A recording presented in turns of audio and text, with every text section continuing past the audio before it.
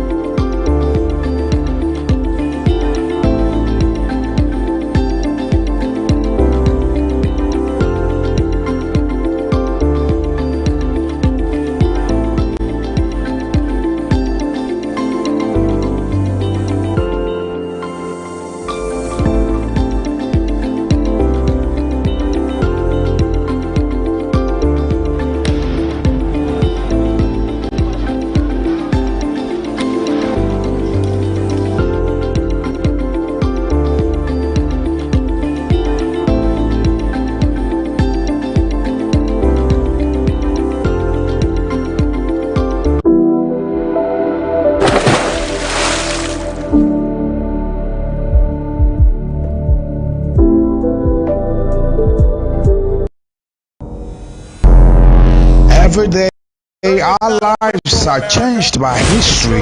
We are one people, all of us. Leaders, politics. Nobody's ambition is what the blood. I have fought very firmly. Natural occurrence, war, and the world economy.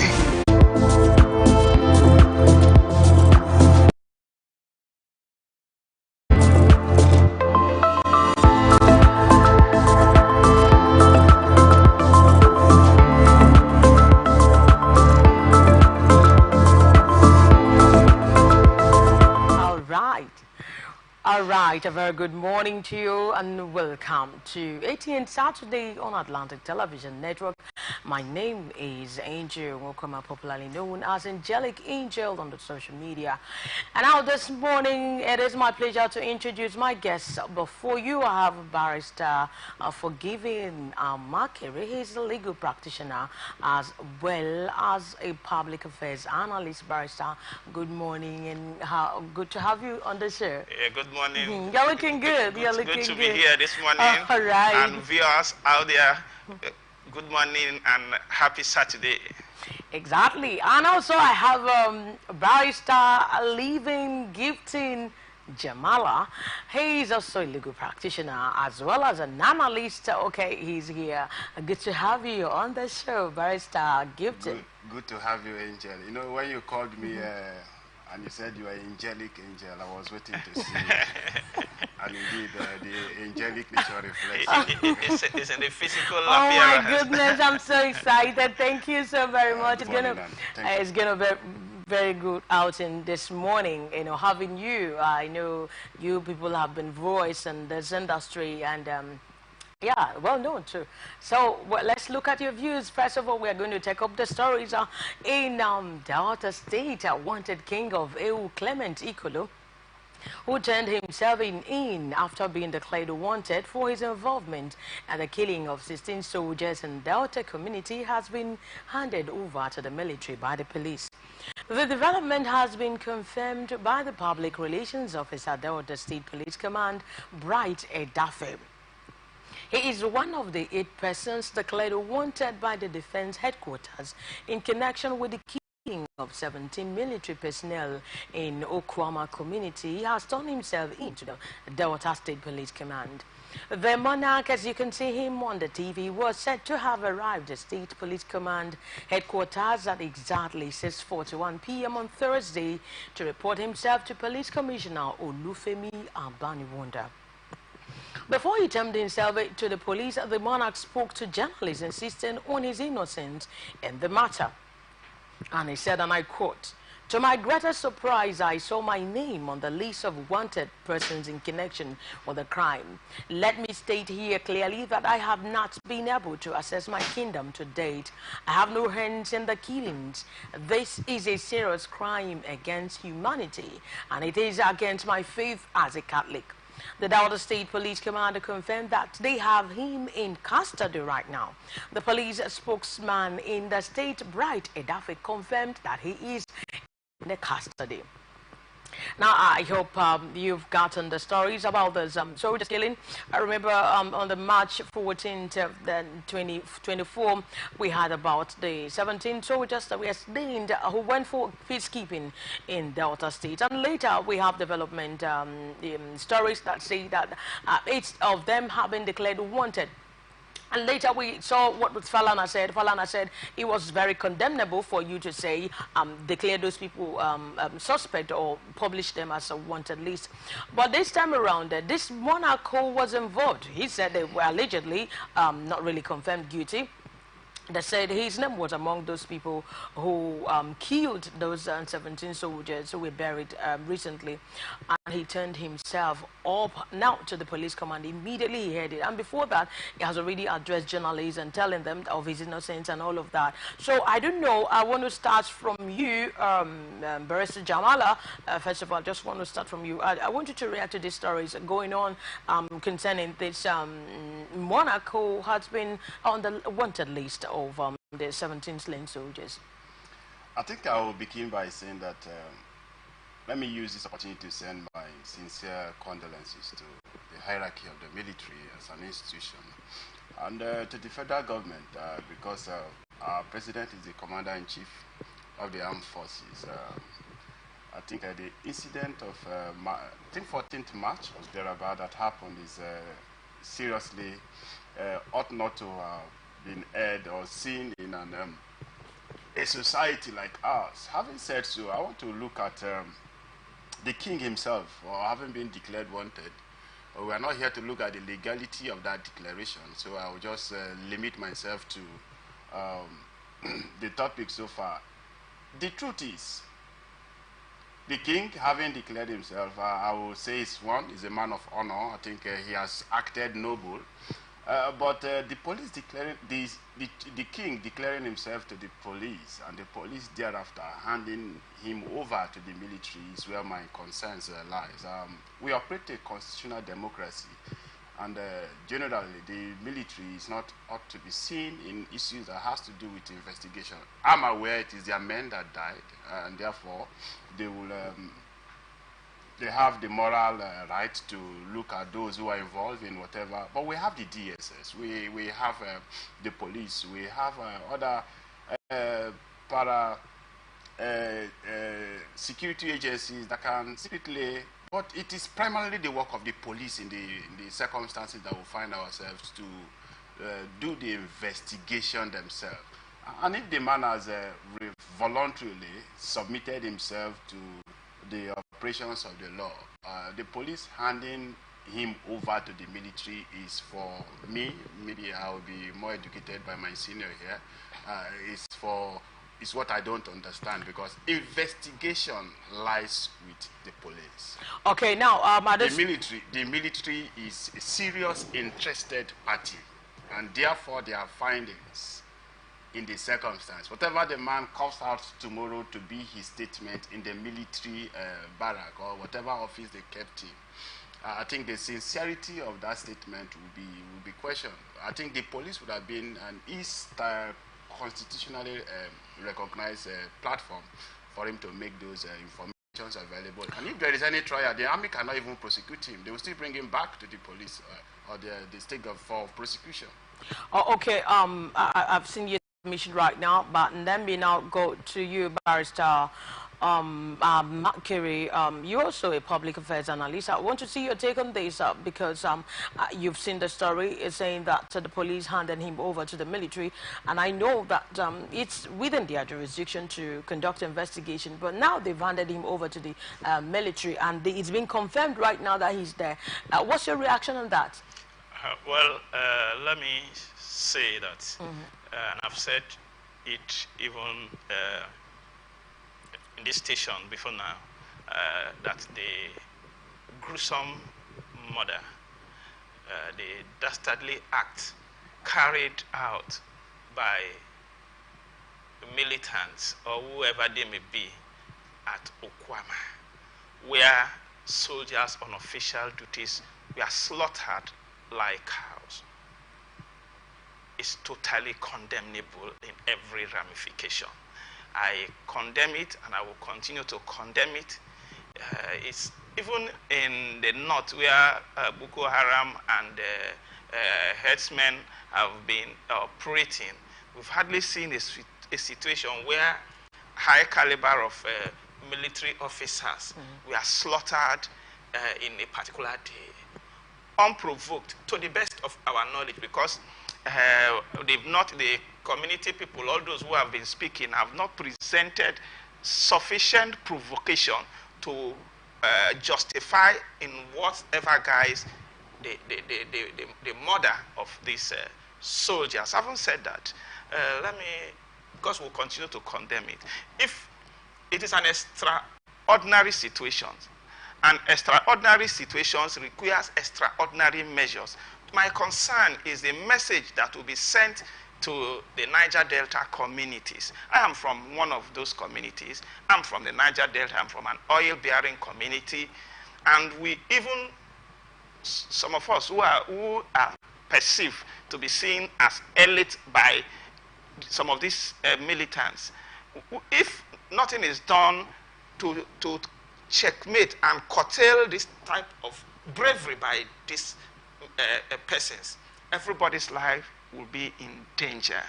So any measure taken to ensure that the culprits are apprehended and they are made to face the full wrath of the law, to me, as far as it is within the confines of the law, as far as no law is broken, to me it is acceptable. If the monarch is remotely or directly connected, or perhaps his invitation may profile some solutions or give some clue as to resolving these issues by arresting the perpetrators. Okay. To me, nothing is wrong as far as he is not dehumanized, he is not maltreated. Exactly. Anybody could be invited for questioning. That you are wanted does not mean that you are guilty. You've been found guilty. You're wanted because perhaps by their, even the army has its intelligence department. Exactly. So they might have, they have departments that carry out investigations. They have lawyers too in the military. So if in their preliminary, because they weren't declared wanted immediately the action happened, it took some time. So they will have collated some information. They will have done some preliminary investigations, and if they feel that you are relevant to establishing some connection with the incident, then to me it is justifiable. They wouldn't carry on the prosecution if at the end of the day they are able to gather some evidence against them. They will still direct this thing back to the police. But you know, without casting doubt on the ability of the police, and without a prejudice, but we know how this investigation could be delayed if it is allowed to go through the police invitations and all that. I think what the army want is to expedite action. Now that it is hot, if these persons have been in any way linked, either directly or indirectly, to these persons, the Okwama, from what I learned, is within the Ewu chiefdom.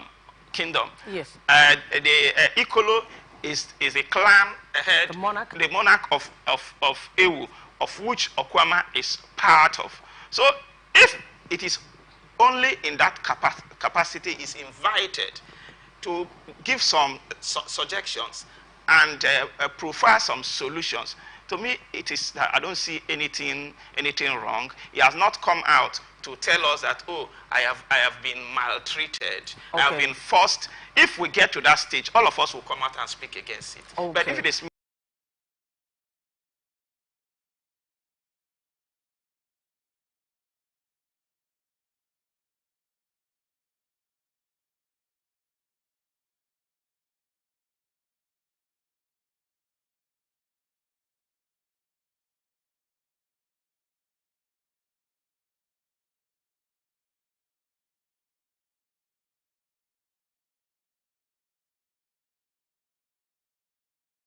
look around this, what's the difference between someone and turning himself when you see your name and the wanted list? What's the difference? As in, is there any difference between the way they handle the individual that you turn in yourself and then that the police went and sought for you?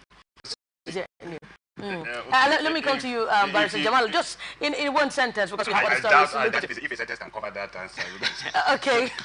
The truth is, we are not saying the invitation was is wrong. Yeah. We should get that clearly. The invitation is not wrong. Now, before one is led wanted, yes, there are preliminary findings that may have shown a connection and your offense. And so what the investigator does is to give an invite. Maybe ordinarily we shouldn't have known until if the military followed the right path by officially inviting him. We are not aware that he was previously invited and he refused, or he declined, or he absconded from that invitation.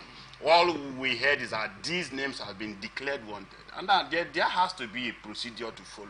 If we're going to look at it the way we say we are in a democracy, and therefore we are governed by rules. That is the angle I'm looking at. Okay, but okay, now so let me when take someone is declared wanted, the mindset general is that he who submit himself voluntarily may feel ordinarily if you are a judge and these things comes into you, you feel that maybe the person actually is innocent, because he who is guilty of an offense most times do not willingly surrender.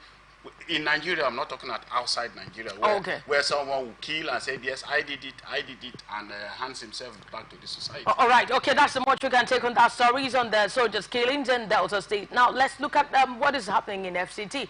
The Honorable Minister of FCT, Nyesom Wike, says one of the best ways to end insecurity, now we're talking about insecurity, in Abuja is constructions of good roads and the 6 area councils of Abuja. Now, Wike said these will inspect and the ongoing dualization of roads in Bari Area Council and Saburi under Abuja Municipal Area Council. He assured the residents that all roads will be completed before December this year, 2024, in order to make renew the hope agenda of President Bola Ahmed Tinubu's a practical rather than a theory. That the renewed hope agenda is working, particularly as it concerns the area councils. The new hope agenda is not for only the cities. It's only to make sure those in the rural areas feel part of the administration. We have been to Buhari, and we attest to the fact that that is a very difficult terrain. No wonder people talk about insecurity. It's unfortunate that nobody who tie that road will say that if there's insecurity, you will do anything. But with the construction of that road, you can say that there's hope. I feel so happy that I'm part of this administration, that the people can see changes. Again, we are here in Sabiru, which is under Abuja Municipal Council, and you can see the work going on. When we came to flag off this project, you can see the enthusiasm amongst the people. I'm proud that the contractors are doing very well, and by the grace of God, all these projects, particularly the 6 projects in the 6 area councils, will be completed before the end of this year. And with them, also that will not stop us from starting the 2024 infrastructure in the area councils as we promised. So what we're doing now is the 2023 emergency supplementary appropriation. But the 2024 appropriation, which are not assented, when assented, will also take on 1 road each in the area councils. So frankly speaking, all of us will see that the Renewed Hope agenda is not just in theory, it's practice.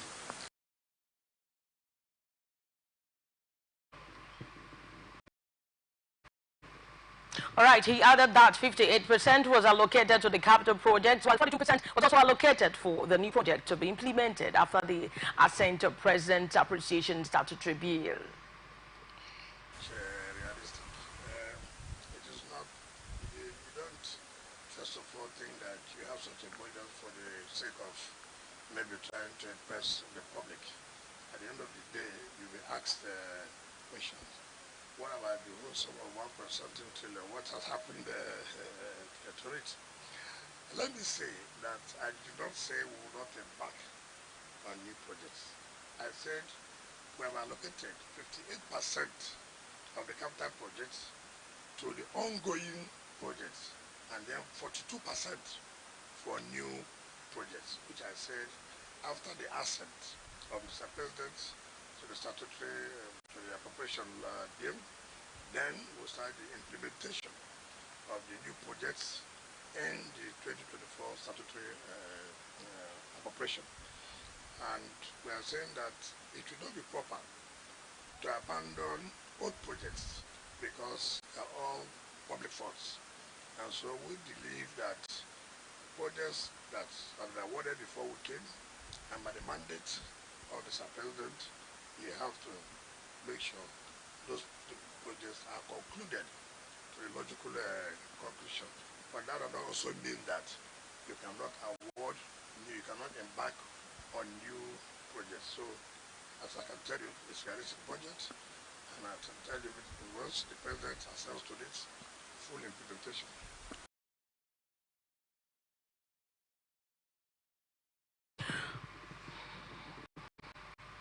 All right, you just listened to the FCT Minister, Honorable Yesom Wike. He's actually saying he's going to complete the Amak Road before December, and you've seen all the whole things, the blueprint he really mapped out. Now I want to start from you, Barrister Kiri. I don't know, what do you have to say about this? I know there's a nexus between the good roads and insecurity, because mainly Abuja is the capital of Nigeria.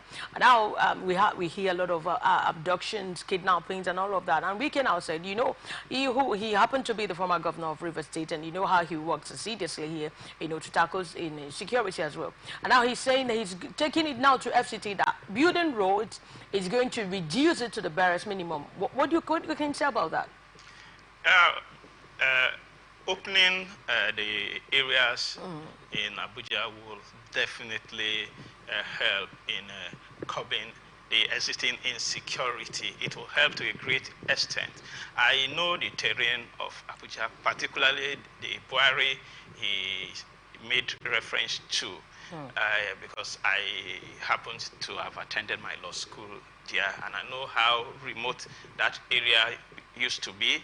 Abuja generally is a mountainous environment, and you know, accessibility to those areas will be difficult for even security agencies. But opening roads will make it easier for them to reach the remote areas.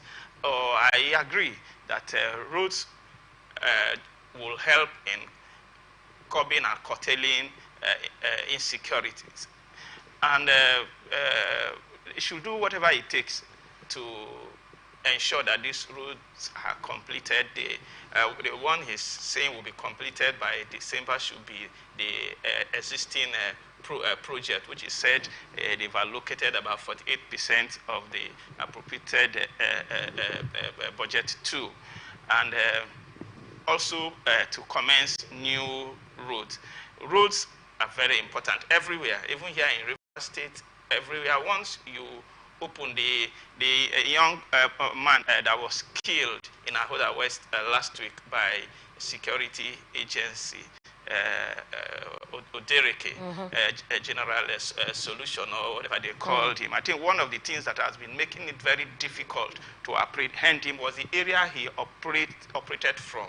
The axis between Odereke, Ombo, and JK4, it is difficult to access because it is in one of the remotest parts of the state. So they can operate freely, and when after coming into the town to operate, they retreat back to those areas, and it is difficult for security agencies to access them.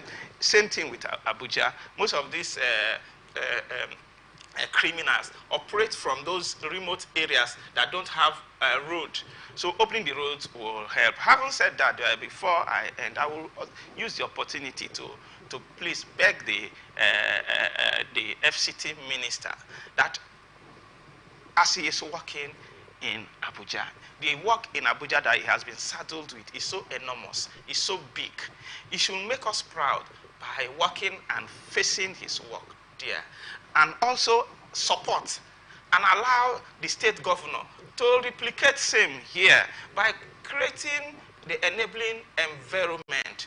But when he comes to the state, it shouldn't be that anytime he comes to the state, it will be attended with one opera one crisis, one statement that will instigate problem and confusion in the state, thereby trying to hinder and hamper the state government from carrying out this developmental project that he wants to do in Abuja. It is just a plea and my prayer that elections are over. We should allow governance to be, so that by the whoever has any grounds against anybody, 2027 is coming, we can all assess the situation, who has performed and who has not done well. That's just a plea. Okay, as a matter of fact, I personally also want to commend him because I think it's a really welcome development. If you could really sit down and say building up a good road is going to really curb insecurity in Abuja, which is the center of Nigeria. Now, let me see your reactions, Barrister Jamala. What's your reaction on this? What's your reaction on this? I think your headline is somehow deceptive. I want to reason it from something different. Okay. We get to complete Amak roads exactly. before December. December. Yes, and I think from the track up you mentioned 6. Because when I saw that headline, I said, Amak is the biggest area council in Abuja. Wow. And the roads that were abandoned by previous government are much. And do you think he can do it in a space of 7 months or 8 months? Okay. That was when my dad, but having listened to the track, I think the 6 projects he mentioned, I think were those they started or he inherited. He inherited and decided to proceed further. Those are the 6. Yes, if good roads will somehow curb insecurity, to a greater extent, I will admit yes, but good roads alone will not completely eradicate insecurity. Rather, we should go into the root of the causes of this insecurity. He mentioned areas like, let's say, good roads. There are very good roads that exist in Amak. In fact, Amak is one of the most connected cities we're talking about road network. Okay. But the kidnapping, the one where you enter one taxi, they call it one chance, Abi? Mm-hmm. Yes, those things, like the one that happened yesterday. Those things majorly happened in Amak. The few kidnappings that happened in Buhari, maybe airport road, far, then those ones are mine. But if you want to connect insecurity and roads, it is not Amak. Okay. Because Amak is well connected road-wise. Okay. And so, yes, I admit, if we're talking about the suburb where Buhari comes in, yes, I had the privilege of also schooling in Buhari. So I visited doing some rural rugged programs, visited some communities down Baranguri, bordering Niger State and Kaduna to that extent. So the terrain is something else, and therefore connecting them with the city, yes, could a little bit reduce insecurity. But please, we should work with other agencies of government, other ministries of government, to see how they can address the root cause. The security men have not told them that why they have not been able to apprehend some of these men, especially in the area, the Abuja Municipal Area Council, which we call the AMAC, is because of bad road.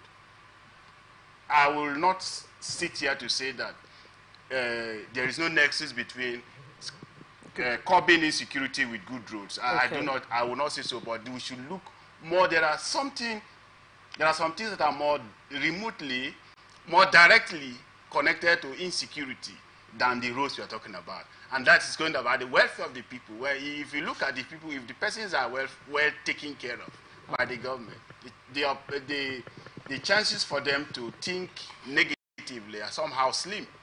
Because if the youth are well engaged, if they are productive, the opportunities for them to sit down and be playing draft, playing Ludo, which will bring in this negative mindset from them, will be slim. But I agree.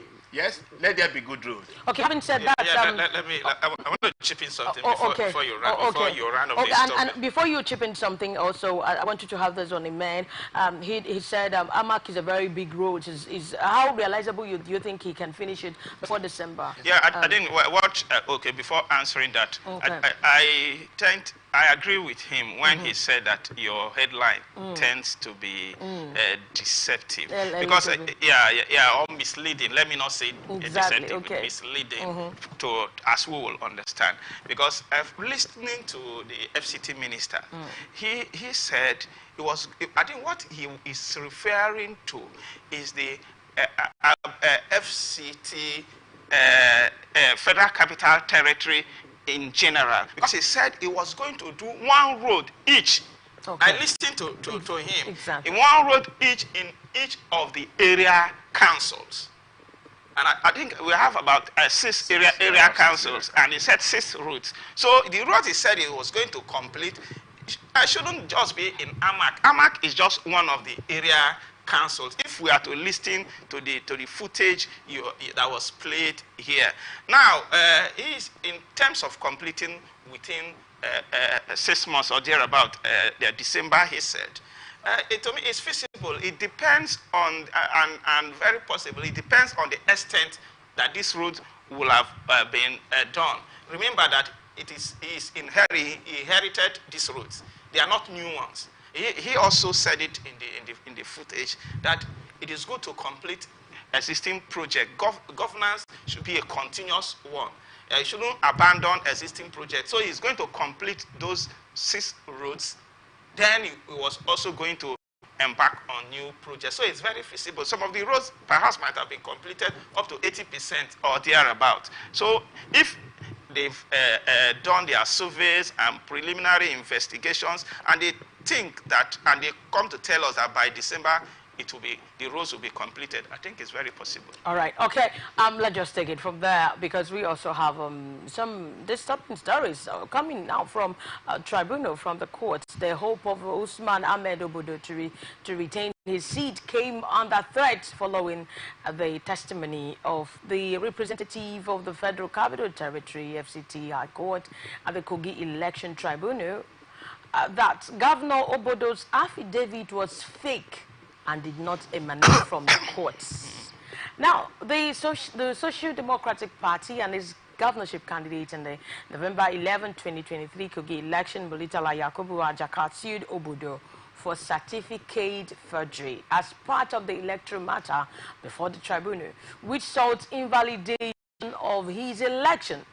The SDP candidate had avowed that the age declaration attached to Obodo's document was forged, insisting that it was issued on a non-working day, that's on Saturday, August 2, 2003. At the resumed proceeding on Thursday, an FCT High Court witness appeared to confirm the status of the certificate. Now, the matter of the election is currently ongoing simultaneously with that of certificate forgery. As you can see, his picture there. The witness who gave his name as Damusa Williams was introduced by the counsel for this SDB, led by Pius Akubo Asan. The witness told the court that he lives in Nyanya in the FCT, Abuja, and is a civil servant working in the capital city. He also told the court that he is the commissioner for oath. When the counsel for the petitioner, Akubo, asked the witness, "Are you aware of the subpoena to compel the witness to come to court?" He replied, "Yes, my lord." Akubo now said, "Do you have a copy of the subpoena?" The witness said, "Yes." The petitioner's counsel asked him to hand over the subpoena to the tribunal, and it was shown to all the counsel for their examination. The subpoena was subsequently admitted in evidence. Now the petitioner's counsel continued his questions. He asked, just listen please, "Is it the same affidavit deposed by one Ahmed Usman Obodo attached to INEC form in the document before you?" The witness said, "Yes, my lord." He admitted. The counsel for the INEC, Kano Agabi San, during cross-examination asked the witness question, "You deposed in paragraph 7. The witness said, "Yes, my lord." And the question said, "Did you confront the person alleged to have forged the affidavit?" He said, "There is no case of forgery before my court, so I don't need to confront the person. Rather, it is the interested party that will bring the matter before the court, but I reported to the court." And he asked, "Did you report to the police?" The witness said, "I don't have the power to do so." "Did you report to INEC?" The witness said, "No, he did not report to INEC." "Is there any indication in the affidavit you examined before coming to court that it is forgery?" He said, "We examined and discovered that the date in the affidavit is on Sunday, So I reported to the registrar of the courts, my lord. Meanwhile, the bimodal voter accreditation system, BVAS machine, has exposed some discrepancies in BVAS records which have been admitted as evidence in court. The report are for the BVAS used for Okene, Ohi, Adavi, and some parts of Ajokuta and Lokuja. Well, that's it. We're talking about this Kogi state governor. It's been the court has already told the tribunal about his fourth certificate, and yeah, that everything is fake before his election, and you know, this is democracy, this is Nigerian politics. We are talking about Nigerian politics and those who represent us now. Now I want to start from you, Barrister Amakere. What can you say about this, if you want to talk about Nigerian politics, because we actually, we the citizenry, we are looking out for a very transparent election where we are looking for a good governance, and not just someone coming to rule us from somewhere with a forged certificate and fakes and everything, because it's going to really affect those who really want to come into power to rule us. So what can you say about this? I think it's really... Well, let us deal with what is presented before us. Exactly. If there are other certificates that are forged, they are not within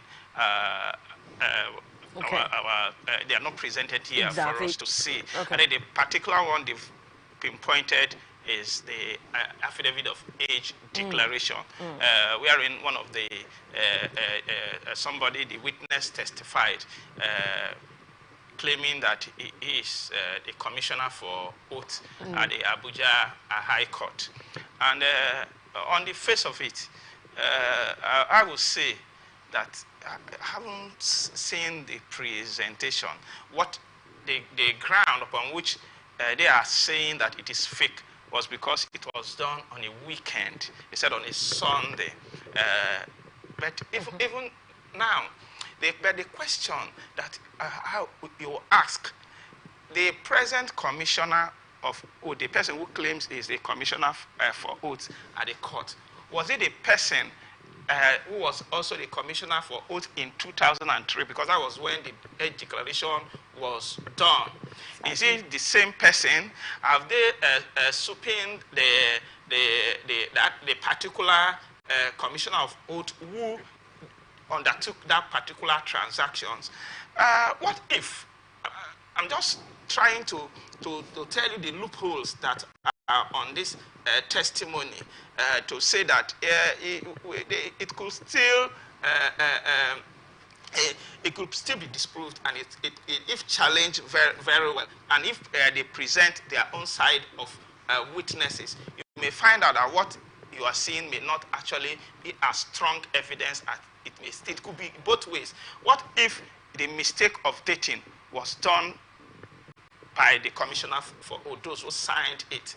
What if it was done within the weekdays? And such documents could be, and you may be with it for years without taking cognizance of that, without noticing that such mistakes exist. In short, it is another person who will be able to identify, if somebody looking at it with critical eyes. So what if the person in charge of the production of the signing of that age declaration appears, and I said, yes, I actually did it on a Thursday. It's a mistake. Yeah. It could be typographical error or signing error, which happens. But it could also be that it was forged. Yeah. It is both ways. It's 50-50. It depends on the evidence that they will adduce, and the defense Ododo and his party will present. But to me, it is impeachable. You can challenge it successfully by presenting stronger evidence and witnesses. Yeah, because I was going to look at that like that, because the problem could even come from the person who even signed. And that's what I've said. Yes, because I was thinking in that manner. It could come from the person who signed. Who signed it, and he may not be aware. Ododo may not be aware. Exactly. Until it is things like that happen. There are some. You see, so this thing I've been holding. I've seen situations like that. Somebody went and took his a certificate, BSc certificate from the university, and has been with it for years. And nobody, the person had even used it in some jobs, and nobody noticed defect. Even himself, he didn't notice the defect in that certificate until someone else someone else pointed. He said, and I've been using this thing for close to 20 years, and I've not seen this. It was then the person went back to the university to make application, and it took time before they still, It has because they had also to go happened back to me. to the Senate and all that before it could be corrected. So at times, such mistakes could be on a document, and you may not notice it until somebody else draw your attention to it. So it could be both ways. I'm not saying that he didn't forge it. Exactly. There is a possibility that he's forged it. Could, so it is both ways, 50-50. Exactly. Now, let me just hear from you, Barrister Jamala. Please, I will not want to dwell on the technicalities of, or the possibility or otherwise of the shifting the blame to the administrative officers of the court, assuming that oath was taken in the court. I want to look at the legal implication of that document already before the tribunal admitted in evidence. Now, in the Constitution, one of the requirements for one to come out for an election is that you must have attained the age for governor, I think, is it 35 or 40 years? Now, one of the requirement for you to prove the proof of age is your birth certificate, where at the point of death there was no registry within your locality for registration, or you may have misplaced that certificate upon registration. Then you swear to an oath by way of a statutory declaration of age. And that is what Ododo presented before the before INEC. Now, a grant for disqualification in the election, one of the grounds for disqualification of an election is that you presented forged document to INEC. That you presented forged document is the crafters of the Electoral Act and the Constitution never contemplated that at the point of your presentation, you never knew that those documents, it is never a defense. At the time you are presenting this document, you never knew, never had intention that these documents were fake, and you presented them with all sincerity of purpose. Now, as at the time that the documents are presented, if you present false documents to INEC, claiming to have those documents, and it is found out that those documents are not genuine, it is a ground for disqualification. Now, ordinarily, these issues should have been challenged pre-election-wise, but the court have come to say issues of nomination, presentation of candidate is that of a political party. And it's also a ground for post-election, that is by way of the petition that they are facing now. So the candidate who lost, that is the SDP candidate, has the locus to challenge that what he presented before the court, to our own understanding, they are not genuine. And what is the best way to prove that? They have subpoenaed an oath officer of the FCT High Court. I would beg to disagree with my senior that the person who was subpoenaed, whether is it the same person that acted in that capacity as at far back 2023, no. He need not be the person that acted as at the time that document was presented. So long as you can show that, yes, you actually work in that office. That is why you see the Senate will come here and invite a CBN governor to answer queries that happened sometimes 15 years ago. You see NDDC officers coming to answer before the Senate and House of Rep. Projects that were done 10 years ago, they have no knowledge about it. Maybe they were even inaugurated 2 days ago. Now, if you work in a particular office, it is the capacity of that office that you are carrying out the function and not the person. And so this commissioner for oath that they brought, who has testified that, yes, the date issued was a non-working day.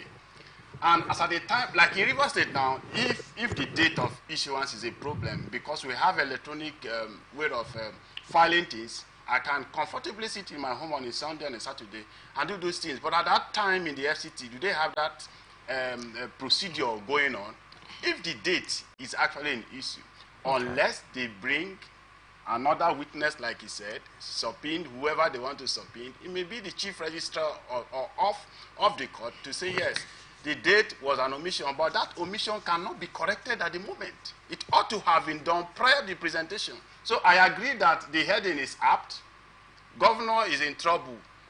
Is in trouble to the extent that For now, what we have seen is that he has submitted before the tribunal a forged document. It is possible that they can somehow remedy it, but I do not know unless the one they presented to INEC has a different date. But remember, they are certified true copies. Right, I think. let me just. Okay, I know you have something to say. Just chip it a little bit. Just a minute. Okay. You see, you will not be made to suffer for the wrong of another person. If they are, I don't want to even go to the weight, assuming and conceding that it is actually a forged document. The weight it will go to determine whether he could be removed or not. Going by the cases of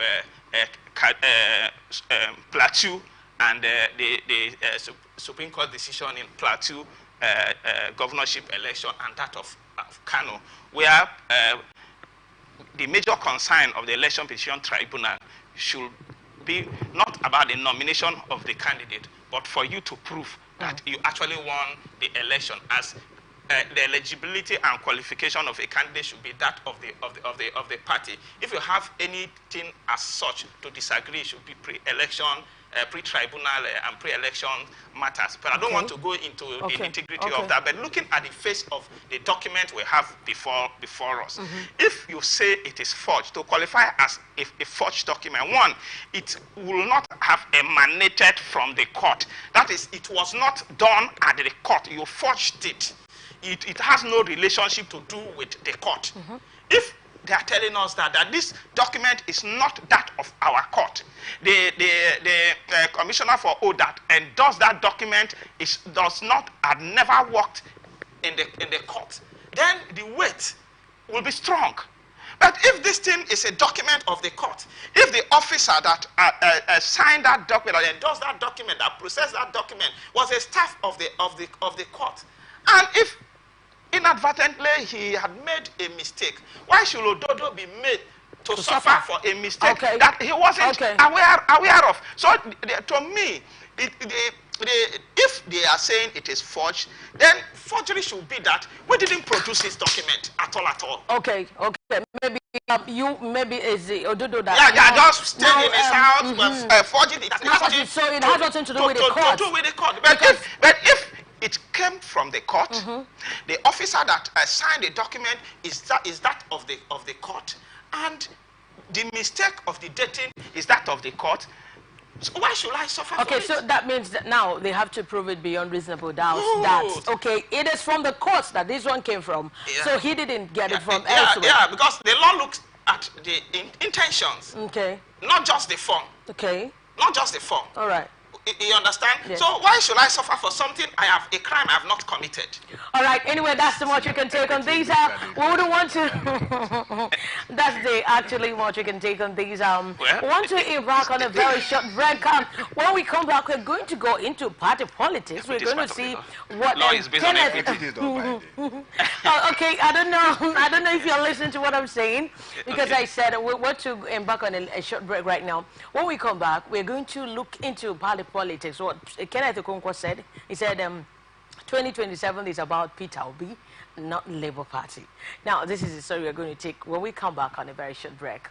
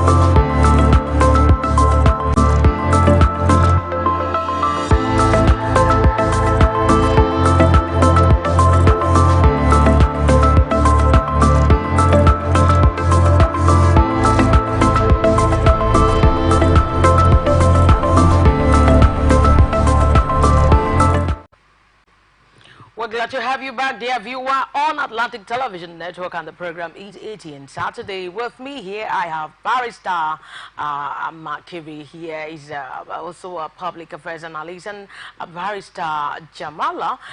They are here doing justice to the program. But let's look at all the stories coming from a Nollywood actor and former spokesperson of the Labour Party. What he's saying, the Presidential Campaign Council, Kenneth Okonkwo, has said a crisis rocking the party would not affect Peter Obi if he decides to run for the presidency again in 2027.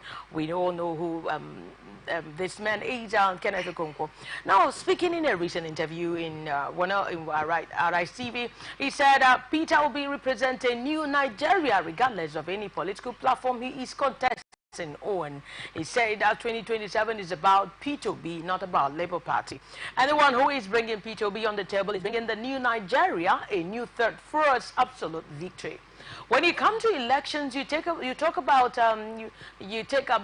candidates, not political parties. P2B electrified Labour Party. He has no business to lose sleep over whatever is happening in any political party. How many months did he join the Labour Party? He's asked. And he made what he made. People are loyal to his persons. The new Nigeria is loyal to his people.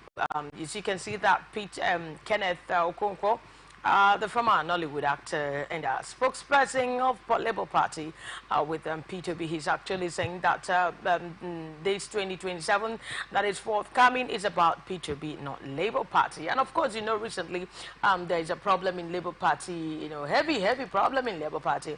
So he's actually talking about that people should not look at the problem happening in Labour Party. They should look at P2B as a person, because how long did he join the Labour Party? And the Labour Party, there's a lot of crisis there, and so people should look up to him. So I want to start from you, Barrister Jamala. What can you say about that? I think I want to seriously agree with Kenneth Okonkwo of Council. I think I've come to study Nigerian politics in the little years I've lived as an adult.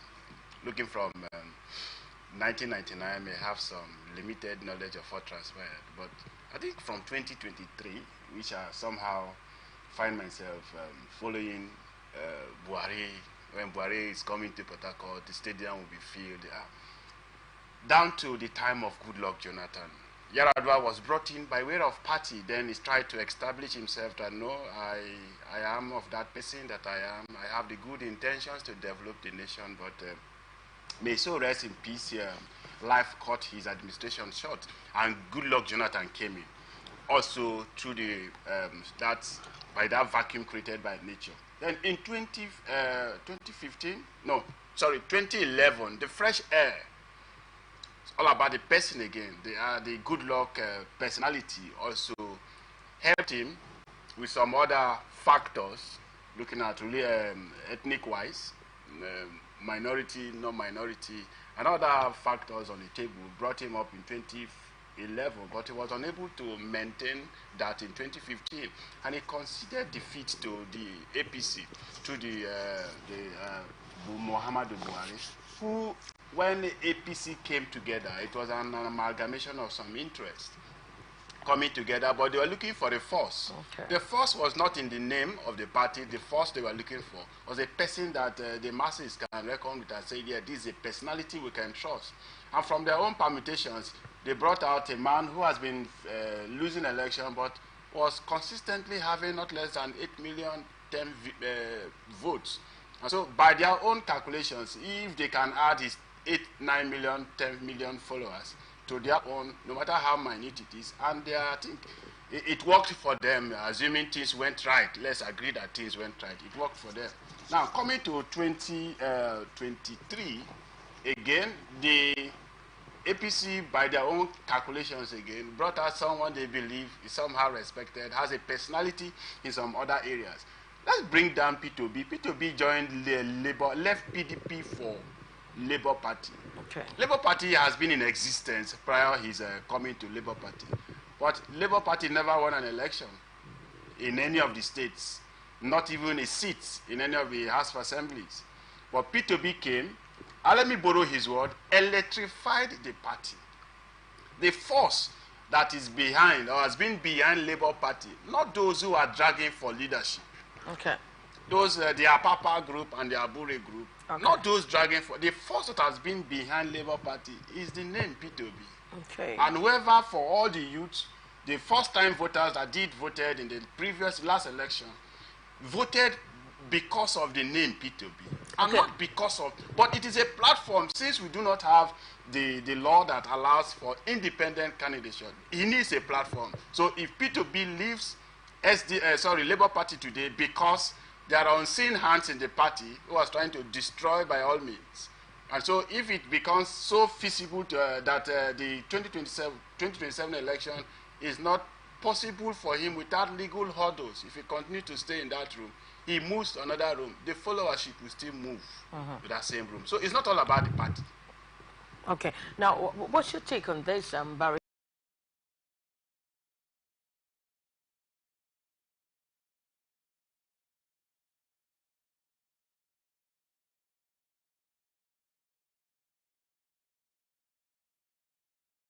Been in the political terrain for a long time, and I can tell you for free that platform upon which you advance your political fortune matters a lot.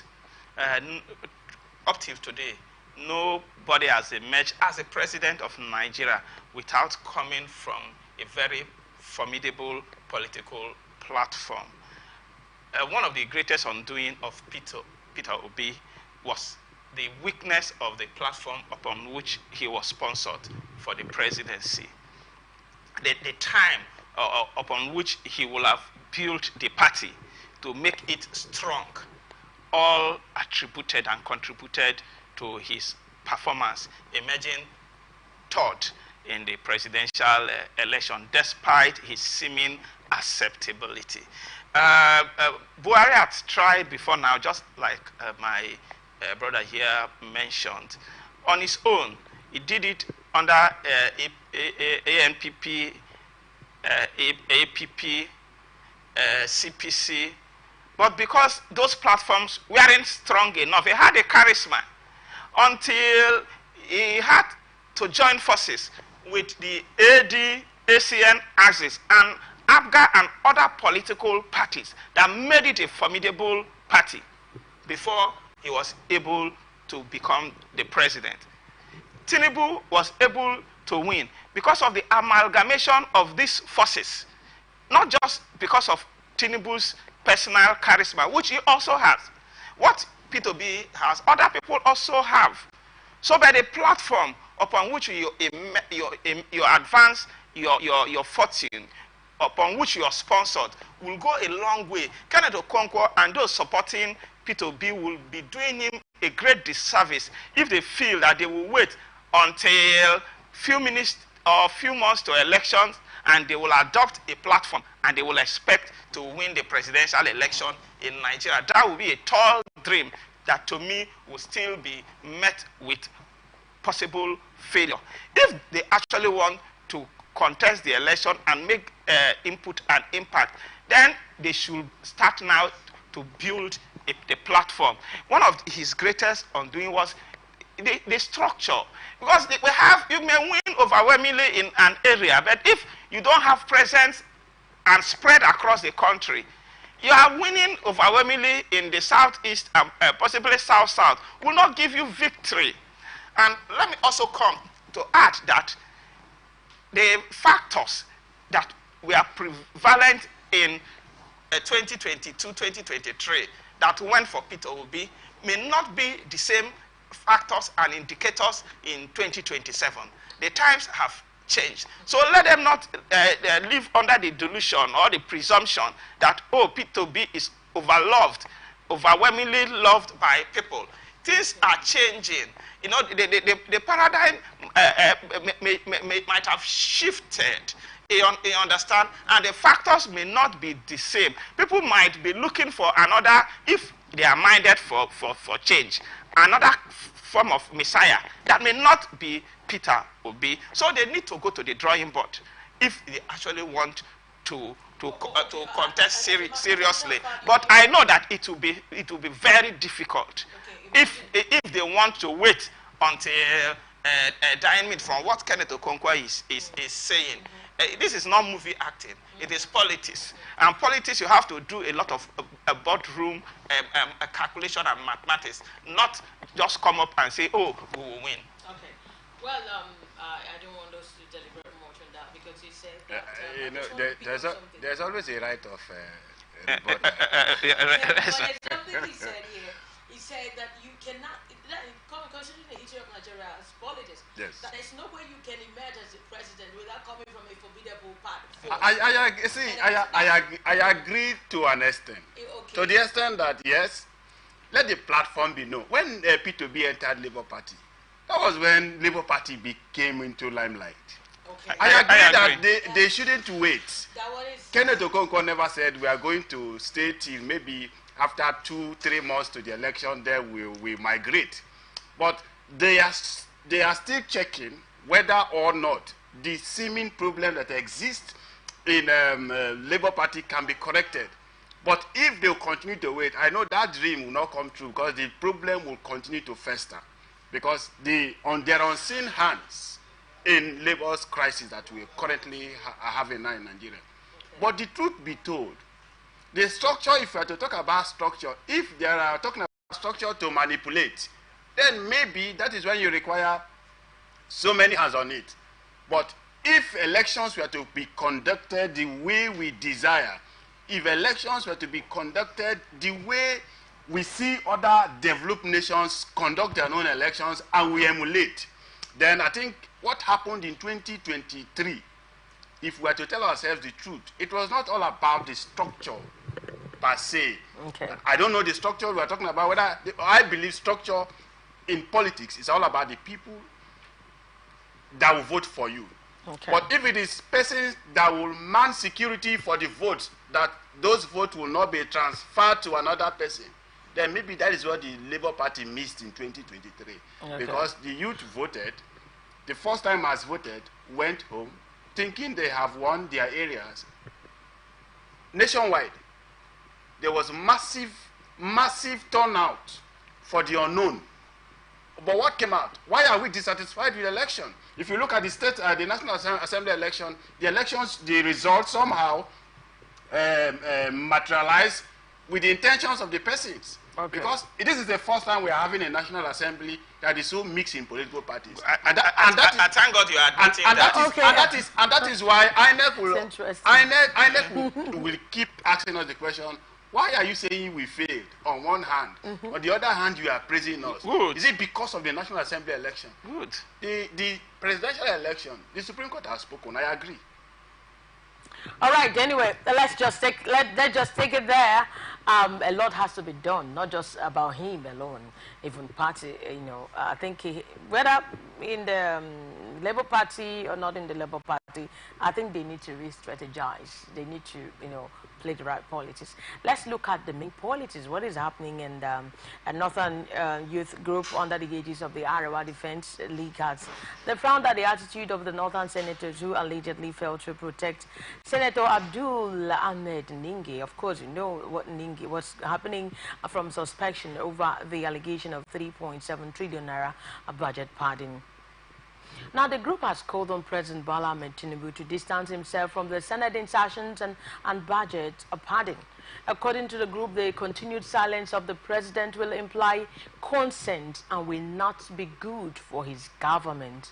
Molitala Abubakar, president of Arewa Defense League, who disclosed this at the news briefing held in Kaduna on Friday, said as a chairman of the Northern Senators Forum, Ningi observed his colleagues' support, especially those from the North. He said the Northern Senators should live up to the expectations of their constituents who have become IDPs in their own homes, facing more economic challenges and unprecedented insecurity so much that most can't go their farms and children are afraid to go to school for fear of kidnapping.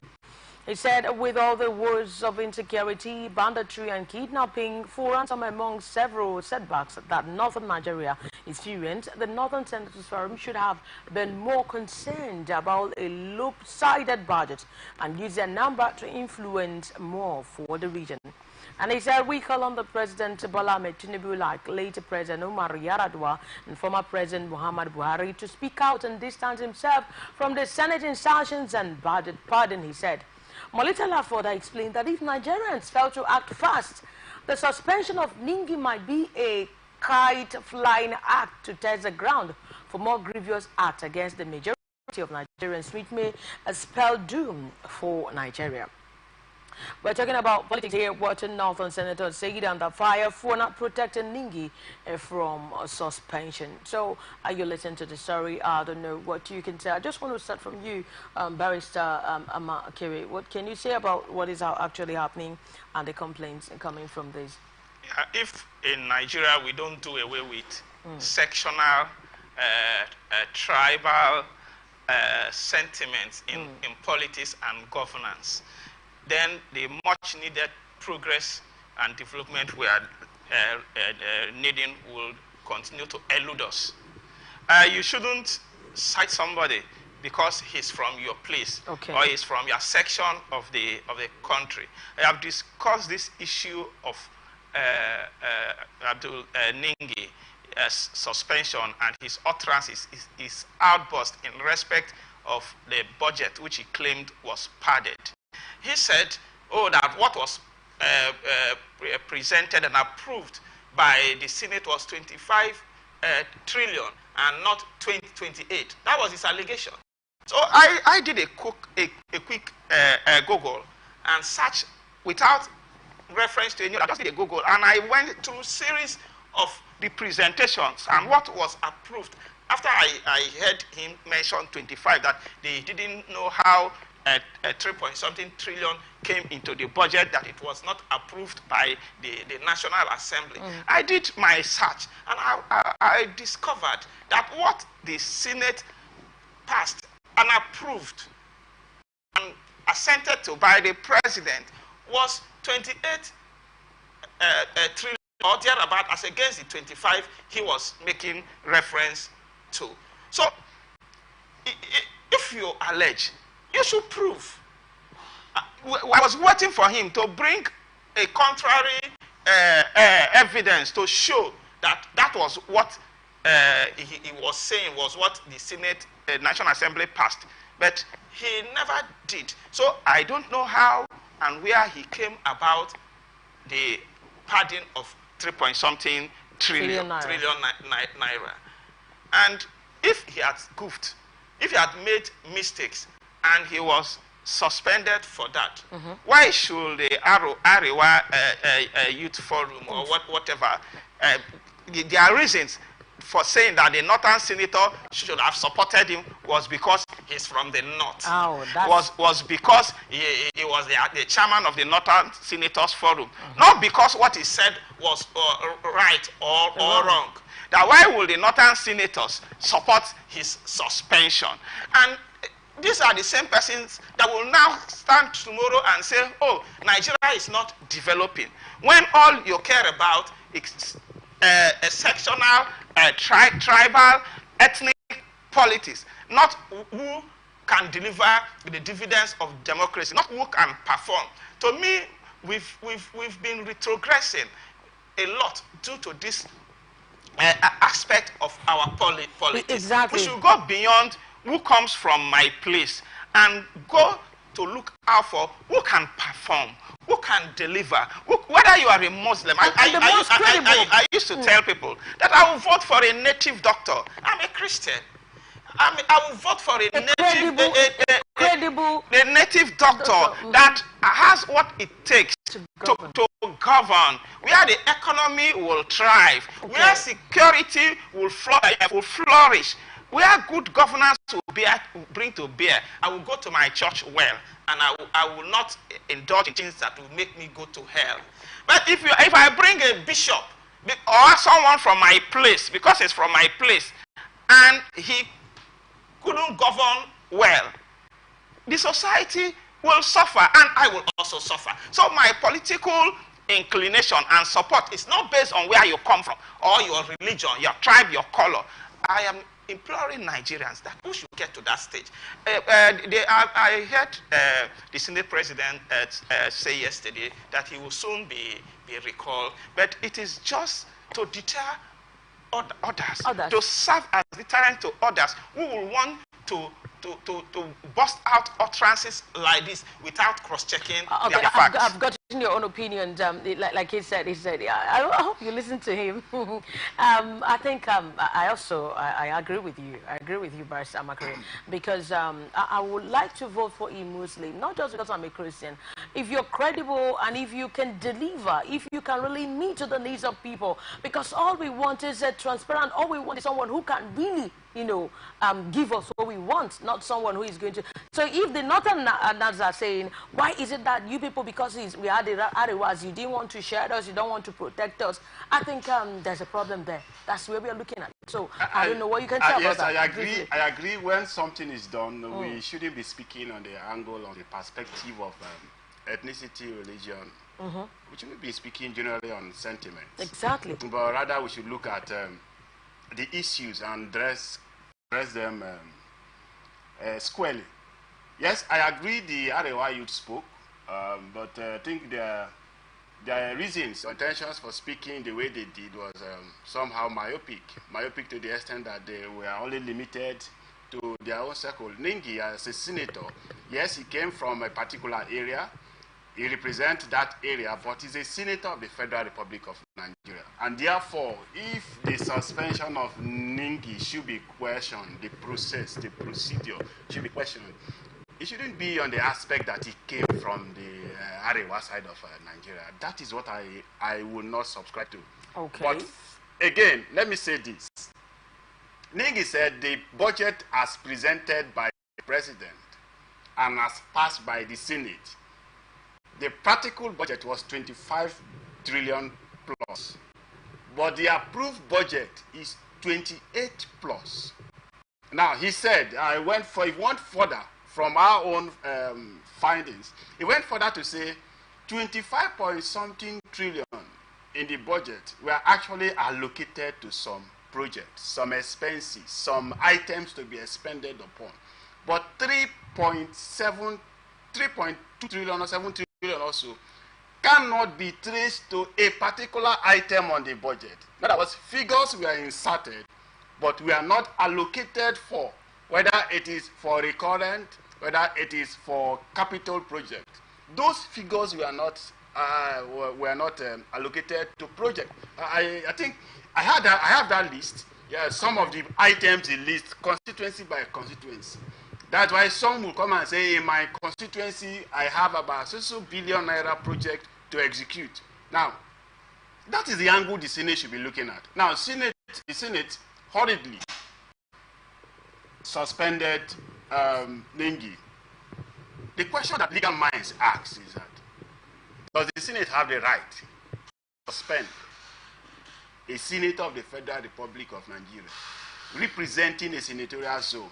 Having suspended that senator, having not denied the people that is representing the opportunity to speak at the national floor?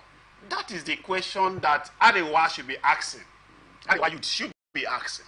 And not that because he is he has resigned his position, not that he was the former Northern Senators Forum chairman, and therefore they ought to represent their own. The procedure, does the National Assembly or the Senate, do they have the right to suspend him? If so, okay, for how many months? There are federal high court authorities that have laid down these procedures, the powers of the National Assembly, whether or not they can suspend their member. But the National Assembly also, they are not talking of whether the allegations as to 3.7 trillion are not tied to a project. The offense Ningi committed against the National Assembly, against the senators, was that he erred. He addressed the press. That he ought ordinarily not to have addressed the press. They have not come to say that those allegations were false. Okay. Up to now, the Senate has not spoken to say that the 3.7 trillion Ningi claims were not tied to a project. They are not true. Now there's a development now.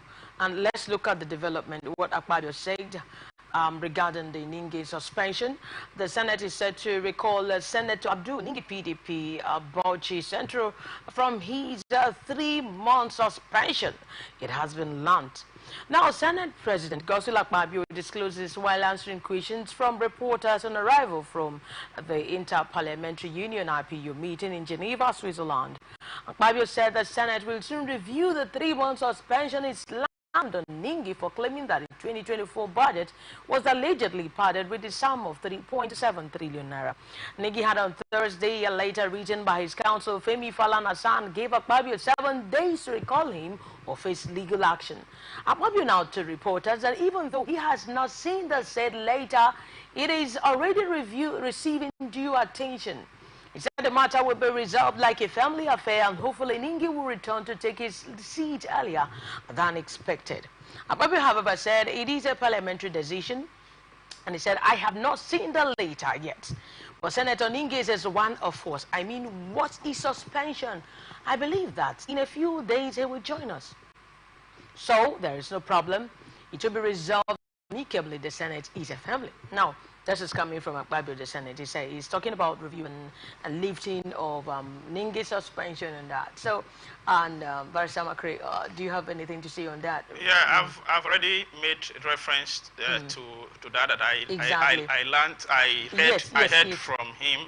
I read his interview that Senator Abdul Ningi will soon be recalled. And to me, it is what the suspension was just to serve as watch for members of the National Assembly. You have ways to resolve such situations internally before coming to the public to spew out such utterances. And given the position you occupy, such utterances could instigate revolt within the nation, because what I heard him say meant that the allegation was not even on the part of the National Assembly. It was to the extent that the executive they inserted those 3.something trillion that what the National Assembly passed was not 28 trillion but rather 25 trillion, that it doesn't know how 3.something trillion came into it. The explanation to specific, not tying to specific project, was an afterthought, was later. I followed up, I've discussed this matter when it was hot, even in the sister station here, the radio station. And that tying it to specific project was an afterthought, was later the impression we got and what we heard was that what the National Assembly passed was 25.something trillion and not 28 trillion. That how 3.something trillion came about, he was not part of it. And he being a member of the National Assembly, it caught us seriously. We had to find out, because if that is what was done, then Nigeria will have been in great trouble. But if it was not tied to a specific project, that is subject to other, you don't know the headings. There must be a heading. It couldn't just be inserted. I know that the National Assembly will not be stupid and foolish enough to appropriate the sum of 3.something trillion without heading. Even if you don't know whatever to head, you can put it miscellaneous. You understand? It is a heading because that it could be for intervention purposes. So for you to say in the budget that they will do that 3.something trillion is tied to nothing, I would tend to disagree until I see the budget statement and documents from the National Assembly. I just want to see your submission right now. My senior is so confidently standing for exactly. He has said this. He has looked into this matter several times. Yeah, and he has discussed it on radio stations. So I think he's coming from researchers as really many researchers. I agree. I want to see your own take on this. I agree with all sense of humility that issues of public discourse by the privilege you grant us here. Okay. I think other sister stations also once in a while grant us the project. And we are well abreast with, especially that of Ningi. I am well conversant with for and against, whichever way you want to bring it. Now, he is so confident standing in for the Senate as if he's the spokesman of the Senate. Which No, I'm not. I'm not holding big for them. I'm just airing my own honest view and perspective. Yes, I agree. But is it not also possible that Ningi, why hasn't the Senate spoken with Saint apart from that suspension? Has the Senate addressed these issues? Okay. Let's just ask ourselves a question. Have you heard Akpabio address this issue? The spokesman of the Senate, the communication, whatever, information committee, have they addressed this issue outside the suspension of Ningi? I do not think so. If there is any, it is your work, Angel, a journalist, you will bring it to our attention. But I have not, at the moment, heard, read, seen where the Senate I'm not sure. You can just Google and see. You will see that they've actually addressed this issue. Okay, but is there online? The problem, problem with Akpabio now coming on. I do not have any. He's going to have a review and no, a meeting on the suspension. If Akpabio wants to have a review of that suspension, it is within his prerogative. No problem, he should do so. But it also lies. Remember, Ningi has written the Senate, giving them ultimatum. We don't know for now whether Falana has filed a suit before the Federal High Court, asking these questions whether or not the Senate has a right to act the manner it did. If they want to serve as a deterrent to members of the National Assembly for erring when they are not supposed to do so, there are other means of doing it, not by going to suspend. You have, by their action, suspended a whole senatorial district. You have shut them down. You have shut them up from not being heard, from not even hearing, from not participating from national issues. So if Akpabio wants to do so, glory be to God, he can go ahead. But whether or not the Senate have a right, the society grows every day. It is so unfortunate that Supreme Court, the environment has now gotten to the Supreme Court to make a decision one way or the other with respect to the arbitrary use of powers by those who find themselves in positions. And so if Ningi wants to challenge that process, I am in all agreement with him, he should go ahead. It may not be for this present Senate to learn, but for us to have as a precedent going forward in Nigeria that sometimes, no matter how aggrieved you are, you must follow the due process to take the measurement that is due that person that you agreed upon. That's my position. He can go ahead and recall us the suspension. Okay, all right. Thank you so very much for. I just appreciate them. But let's look at the stories coming from Borno State. The Emir of Goza in Goza local government area of Borno State, His Royal Highness Alhaji Mohammed Shehu Timta has said that the most wanted commander of Boko Haram terrorists, Malam Yatabaule, has laid down his arms. Now, addressing journalists on Friday, the Emir revealed that Malam, who had been terrorizing Goza and the surrounding Mandara mountain communities, had surrendered to the troops of Operation Kandi Kai. Sources say that Malam Yatabawe, before surrendering, had been responsible for a series of attacks and killings, including the slaughtering of farmers on their farmlands in Goza local government area and environs. And he said, and I quote, "We are happy to confirm and inform you that the most wanted top commander of Boko Haram, who had been terrorizing Goza and other surrounding Mandra mountain communities in his domain, Malam Yatabale, has surrendered to troops of Operations Hadin Kai in North." He came out from his enclave on Friday morning with 2 AK-47 rifles and some ammunition. He was then handed over to the troops of the Nigerian military in Goza, after which he may be taken to Maiduguri, the Borno state capital, for further questioning or action. Yatabaule, before surrendering, has been terrorizing my people for many years, especially making it very difficult for farmers to access their farmlands. Now, with this new development, he said, we are hopeful that total peace will return to Goza and its environs. You can see there what he has said. This is coming from the Boko Haram's commander. He surrendered his arms and said, no, he is no longer a part of this terrorizing group, but it is, insurgency that is actually going up there. What can you say about that? How he surrendered? Now we are trying to talk about the government. Did the government really play a very vital role, or did he just come out to surrender for himself, or because they are really combating insecurity that really made him and gave him that temerity to come out and say, I don't want to be part of this terrorism again. Barrister Amacher, what's your take on this? Government should be very careful and cautious in bringing a criminal like Malam Yatal Balwe into the society in whatever form he will want to be readmitted into the free society. This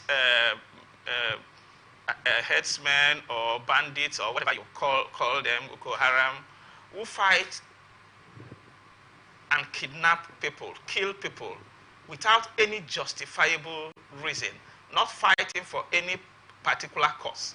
Unlike the militants in the Niger Delta, who were agitating for resource control.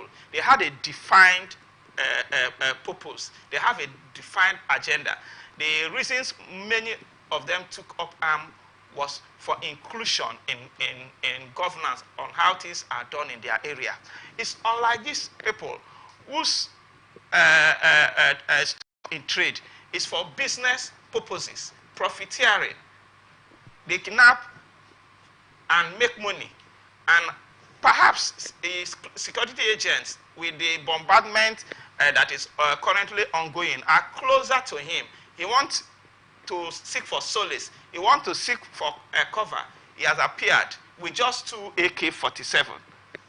That should be an indicator that this man may not be serious. Someone with such capacity to have been terrorizing the area all this long will come out with just 2 AK-47 and perhaps 1 or 2 followers, and you want to take him seriously. Government should look inward and look at his intentions before they swallow his surrender hook, line, and sinker, so that they wouldn't provide him a safe haven where he will be operating, commandeering, and directing his foot soldiers from his protection or safety out here. If his intentions are genuine, which the security agencies are capable of deciphering and detecting, then they should know how to go about with him. But they should be careful. They should be careful because we've witnessed such situations in Zamfara, where most of them came out, they said they've surrendered, and haven't given freedom and territory to state. They became more emboldened and became worse off than they were before they came out to say they are surrendering and they should be given amnesty. So the government should just be careful on how they treat this bandit leader who has so-called surrendered in the Goza area. That's my concern. Okay, that means before they will the government to reintegrate them into the society, they have to look at them, examine, scrutinize them and their intentions, whether they came out to carry it out, or is a subtle way of perpetrating their hideout. Okay. Good. And you are exactly. talking about reintegration, Angel, as if the government has come out to say they are going to reintegrate these people. Okay. The fact that they have surrendered themselves, like in the case of the monarch in Delta State, who voluntarily submitted himself to the process of the law. I want to see that the military officers, because if we want to count the number of persons this man has killed, I think we'll lose out of count, we'll go out of count, because we cannot have the figures at the moment. How this man has operated in that territory, the Goza territory, and maybe other places that the emir had no knowledge about.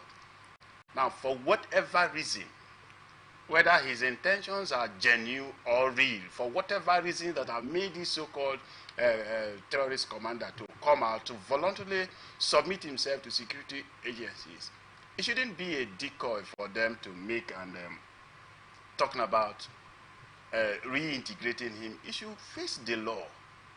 Okay. That is the best way government can tell those who are still in the caves, those who have refused to come out, who are still going on to terrorize us, that as it stands now, we'll talk about resolving conflict with the stick and carrot approach. Government have been using the carrot approach for a long time. It is high time government apply the stick approach. yes, he has voluntarily submitted himself. Let him be made to account for what he has done, the things, the terror he has caused to people. Let him be made to account for it. Then if after going through a process, if government wants to reintegrate him after serving his term in jail, if he will come out alive, that should be a discussion for another day. But you're not telling me here that you're against amnesty, right? When some people who would say we go further, we go no further with these actions, and we want amnesty. I hope you are not part of those individuals who say you're against the amnesty. If I were to see myself as the president of Nigeria, there are some certain crimes I will not grant amnesty to. Okay. There's a portion of the Bible that says crime persists because the offenders, those who commit the crime, the perpetrators, are not punished swiftly, and that is on time. That is why we still have persons coming up every day in the south, in the east, in the west to carry up arms against the states. It's because they can come out today and ask for our amnesty, and then they do again. Forgive me. Now let me just come to Barrister Amakere. You know, this man, Malam Yatabela, has been on the wanted list for so long. He's the commander. And then, he's their commander. You know what? They've killed a lot of souls. They kidnapped, they've abducted. They've really caused the nation so much pain. Now, he's been on the wanted list. And then he came out and said, this is me, and this is what I have. Like you said, he said they should be very careful, right? So, is there anything, just in one sentence, because we just have 8 minutes to go. We just have a few minutes to go right now, after looking into another story. So, what can you say about this? He's been on the most wanted list, and now he came out, and you're saying, okay, before they accepted that, they should be very, very careful, right? Is there any other thing you have to say add to that? His surrendering is a welcome development. Okay. But just as I have said, we shouldn't just say hallelujah because he has surrendered. We should be very, very careful to know his intentions, to know what he's up to, whether he has genuinely repented. But just like my colleague here, Jamala said, how we deal with him and relate with him will also send signals to other of his colleagues there in the caves, in the forest. If they see that, oh, we can just kill and stay safe. Once we've gotten our full, we've made enough money, we can just come out and surrender, and that will be the end of it all. It will spur more people to continue in his tracks. So we should be very careful when we are dealing with situations like this. The message we send out to others, to the younger ones, to other intending criminals and even operating criminals, what they learn from these ones who have come to surrender will go a long way to affect how they operate. So I will still repeat that we should not throw caution into the wind. Okay, thank you so very much. Now let's look at what is actually happening in network, in Remnant Christian Network. The lead pastor, I want to take that story. Chukwuemeka, popularly known as lead pastor of the Remnant Christian Network, Kesiana Esri, has called out Chukwuemeka Ohanemere, popularly known as the Prophet Odumeje, that's in Anambra State. He accused Odumeje of bringing ridicule to Christianity through his controversial preachings. Miracles. Evangelist Kesiana was reacting to a series of TikTok comedy clips made using the voice of Odumeje, also known as Liquid Meter, where he praised himself with different nicknames. So, now, while addressing members of his church during a recent program, he expressed embarrassment at the ridicule brought to Christianity by the Indaboski, as it is fondly called. Now, in a video from his sermon, Kesiana also referred to Odumeje as a clown, and these generated massive reactions on the social media. Okay, I just want us to take the story. You know about Odumeje. Just let's deviate a little bit from politics. Let's deviate a little bit from politics and relax ourselves. Now, you know Odumeje. They said he has turned worship, he has turned Christianity to comedy. when you watch TikToks, you watch videos, you know, where he's talking about he's in the Vodski powers, all the Citadel and all those powers. So they said he's turned Abido Abido Sheka. Okay, yes, yeah, Abido Sheka, Santun Sanitoria. He is a whole lot of them. So this is the major prophet. Oh, you know about them. All right, so he's a popular prophet. We all know him. Now, this is an evangelist. He's talking about that he has turned Christianity into comedy with what he says. So, but I know one thing. I've listened to this young man speak correct English language. I've listened to him address, like when he went to Ghana, I watched his clip. I listened to him. So, but what can you say about this? Do you have anything to say about this? It's not peculiar to Chukwemeka Ohanemere alias Odumeje. Exactly. To me, Christianity has been bastardized and brought to ridicule to a very great extent by the contemporary pastors. Okay. This may be his way, but a series that is criticizing him. Have we also scrutinized his own pattern? Do we know how he's operating?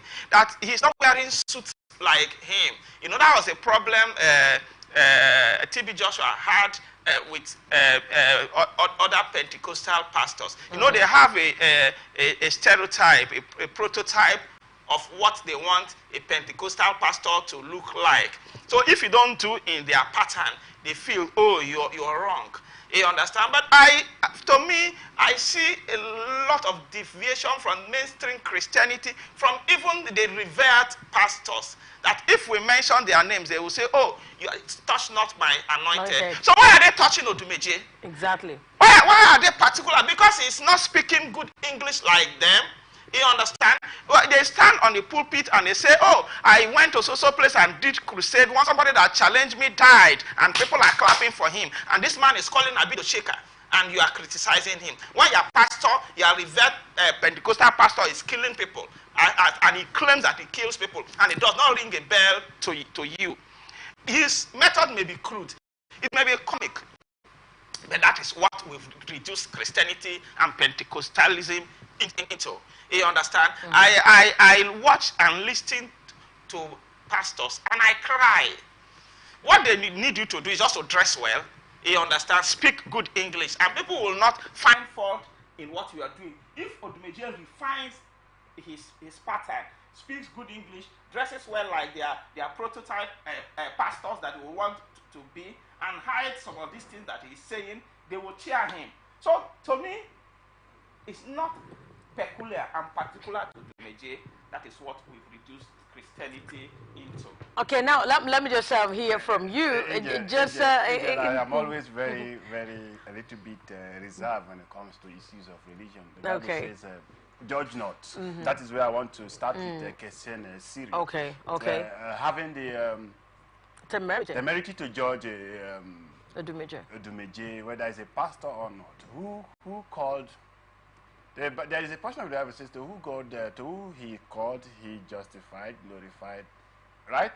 Now, if Kesene has been called by God, and he believes he's called by God, I think that judgmental statement, and one word he used, that clown, is what I think, maybe that's why the social media went agog, condemning the use of that word. It's unnecessary. Use your powers. If you have Abido Sheka, you use it. If you have whatever powers you use, in the name we are aware there are some native doctors in suits operating on altars. So we are not the one to judge. Live a good life. Live a life as commanded by the Bible, and let God judge you at the end of the day. Exactly. Okay, that's the much we can take, and that, but my own take is, for as long as you have the call of God on you, for as long as you belong to the ecclesiastical circle, please make sure that you follow the Bible in standards, what God has said. Okay, do this, do not do this, abstain from those. Because I know a lot of people who, they wear so, they dress well, they speak very well, and they perpetrate a lot of evils, working with the native doctors and all of that. So I think they should desist from it and stop calling Odumeje's name.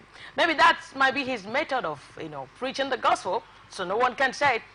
Well, that's the much we can take today for today on Atlantic Television Network 18.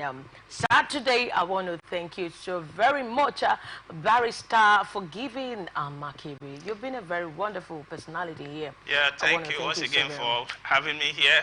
It's my pleasure. Honestly, and thank you, our viewers out there, for your patience and time to listen to us. I so want to appreciate you, Barrister, for gifting, gifting Jamala. that name, okay? I just want to say a very big thank you for coming once again. We're going to do this again. Thank you for the invite. I think giving us a privilege, and we pray we did not abuse that privilege. Thank you to our viewers who had the patience, just like my senior said. All right, you can stay connected on ATN socials, or follow and like our page on Twitter, on Atlantic TV Network, and on Facebook and on YouTube. We have Atlantic Television Network. On Instagram, we have, on TikTok, we have Atlantic TV Network 1. You can watch us live on StarTimes on channel 194. We have a website, Atlantic Network TV. On our app, we have ATN Live. On YouTube and the Facebook, Atlantic Television Network. ATN Saturday, we provide the right narrative in news narration. Peace and unity are always the pathways to progress. Please do follow me on social media as on Angelic Angel. Do have a wonderful, wonderful Saturday and happy Easter celebration. Thank you.